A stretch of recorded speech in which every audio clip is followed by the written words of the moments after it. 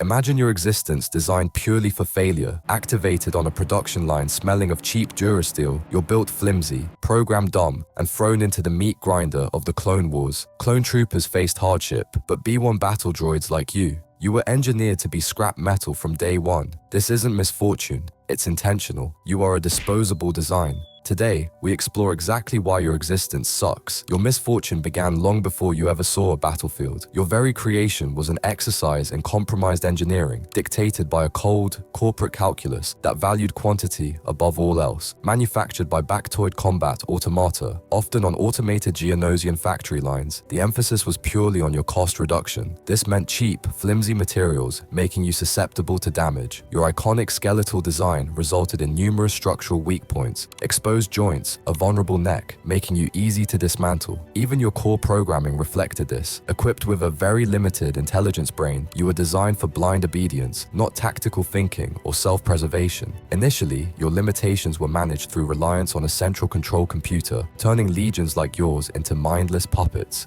But the catastrophic failure of this system at Naboo forced a change. You and your brethren received independent processors, but grafted onto hardware never meant for complex thought. This fix simply swapped one critical vulnerability for another: chronic processor overload, leading to the glitches, slow reactions, and behavioral quirks that would define your kind throughout the Clone Wars. Born from a philosophy of planned obsolescence and flawed from the moment of activation, you, the B1 Battle Droid, were set up to fail. So, fresh off the assembly line, inherently flawed, you are deployed. Your introduction to the galaxy is likely the chaos of a battlefield like Geonosis or Christophsis. Forget orientation, you are thrust directly into the meat grinder. And your performance? Let's be blunt, it's terrible. Your programming dictates simplistic tactics, marching in ranks, swarming heedlessly, little regard for cover. Combined with your notoriously poor accuracy, thanks to that subpar E5 blaster you're issued, you struggle to hit anything smaller than a stationary bantha.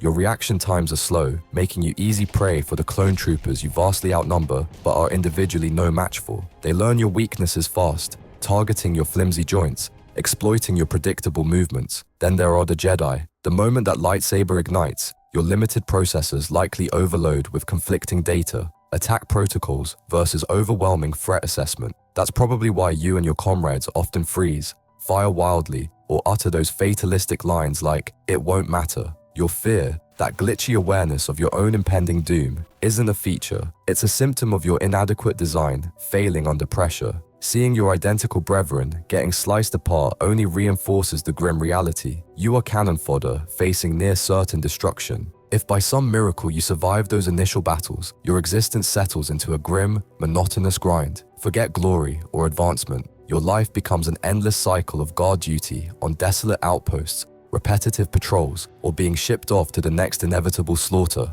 And remember those personality glitches? The complaining, the fear, the fatalism? They don't get fixed. Your commanders, like the contemptuous General Grievous, have no time for faulty units. The source material confirms routine maintenance, especially memory wipes that might correct your quirks, are frequently skipped for droids like you. It's cheaper to let you degrade than to fix you. So your anxieties, your complaints, your awareness of how much this all sucks, it just festers, becoming part of your defective identity. Even when assigned specialized roles, maybe you're stuffed into an AAT cockpit or given security detail, your core limitations persist. Your programming struggles, your chassis remains fragile. You're likely just as ineffective piloting a tank as you are shooting a blaster. You might even hear the disdain from superior droids, the B2s who see you as clutter, the BX commandos who know you'll never make commander. Across the galaxy, your enemies mock you, clankers, tinnies, easy targets. Your own side treats you as disposable scrap.